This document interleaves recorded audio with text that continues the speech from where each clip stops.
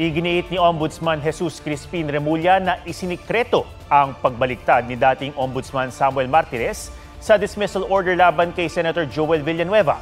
Kasunod yan ng mga ipinakita ni Villanueva ng mga dokumentong dismiss na ang kasong nag-uugnay sa kanya sa pork barrel scam. May report si Salima Refran. Ombudsman Martires never spoke about it. Di ba parang secret decision siya? Alam nyo ba yon? Did you know about it? Nobody knows about it.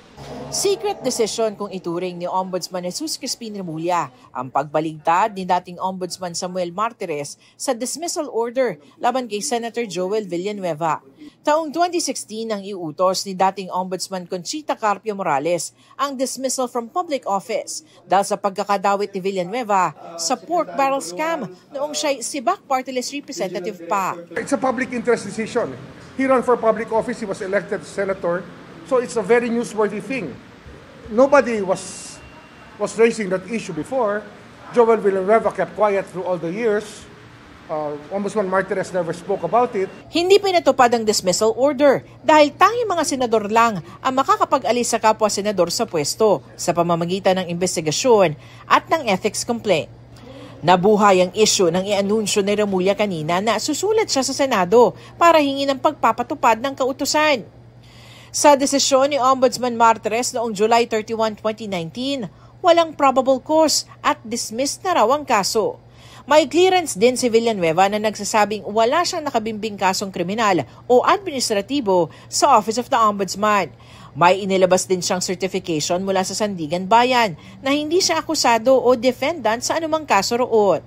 Naglabas din ng dokumento si Villanueva ng official transmittal letter ng Ombudsman noong 2019 na nagbibigay abiso sa Senado ukol sa desisyong nagbasura sa criminal case laban sa kanya.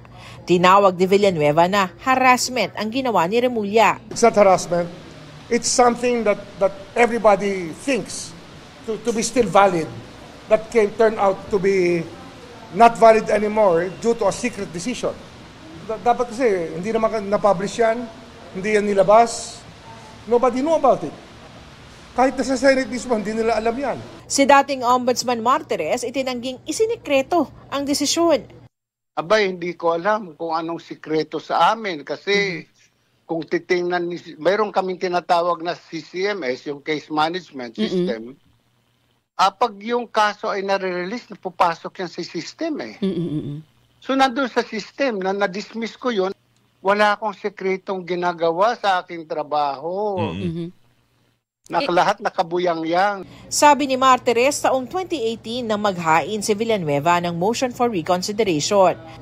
Ang argumento ni Villanueva, pineke ang kanyang mga pirma sa mga dokumento at nagpadala rin ng NBI findings kaugnay nito.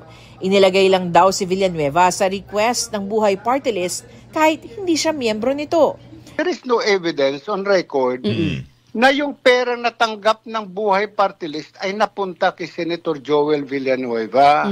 I dismissed both cases, criminal and administrative cases. So doon sa kaso, doon sa administratibo na sinasabing dismissed from the service, nireverse ko yon at dinispis ko yung administrative case. Sabi ni Remulla, inaaral na nila ang desisyon at hindi na rin susulat sa Senado. Salima Refran, nagbabalita para sa GMA Integrated News.